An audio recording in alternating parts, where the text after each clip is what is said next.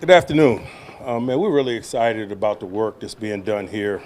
It's introductory weekend. It's an opportunity to kind of get to know them, for them to get to know us, the things that we're trying to build here environmentally, the culture, familiarize ourselves with our draft picks and our rookie free agents. But also, it's a rookie tryout weekend, and so we're really watching a lot of guys who are putting their best foot forward in an effort to maybe launch their NFL careers. And so we're excited about that as well. A number of years ago, we had a guy, Duck Hodges, out here. Man, we didn't know that he would start some games for us at quarterback, for example. And so you work out here in these circumstances with an edge. You really respect all the participants. You look at what they have to offer. You forecast maybe how they could get better here in the next few months. And then you make the necessary decision. So we're very much in the midst of that. It's been a highly productive weekend. We expect it to continue as we continue to press forward. I'll pause for questions. Mike, have you learned anything about Kenny that you didn't already know being next door to him for 4 years? Not particularly with him, but obviously I got a heck of a lot more exposure to him, particularly from a personal standpoint, the man, relative to some of his teammates. Mike, you've been doing these rookie minicamps 15 years now. What still excites you about getting out here at this time of year? Man, it's the beginning. It's the beginning for them. It's the beginning for us. It's the first exposure for them. It's a dry run for us.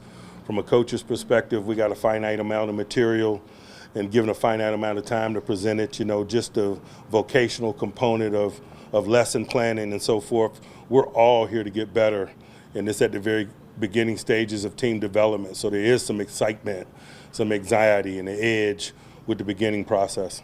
Like Lee Howard's talking to him a little bit. He says he's already started to put on some weight for you guys. Does he look like he's got the frame to carry it and carry it athletically? He's speculating if he thinks we want him to put on weight.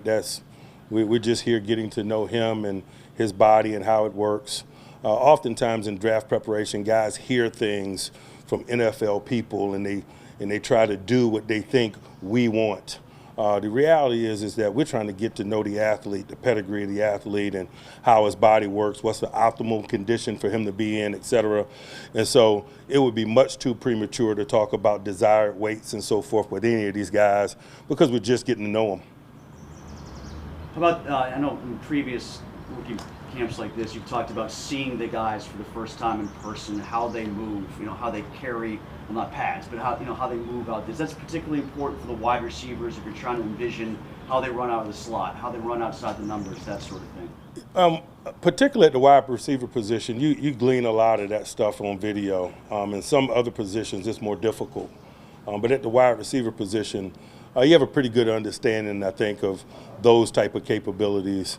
But make no mistake about it, laying a first-hand eye on them in a venue like this confirms some of those things. But so does pro day travel. And that's why getting out for pro days and seeing them in person and working at their universities prior to the draft is an important component for us. Mike, Calvin Austin was talking about how he's kind of been overlooked his whole life because of his size. What do you guys see from him as a player that makes you not all that worried about? Speed. How do you utilize it the best way possible? Run extremely fast. When you're small, man, you better be fast in this game, and that's the reality of it. That's nothing new. It's not earth-shattering or groundbreaking. That is his distinguishing trait, and it has to show up in all aspects of his play. Anyone else?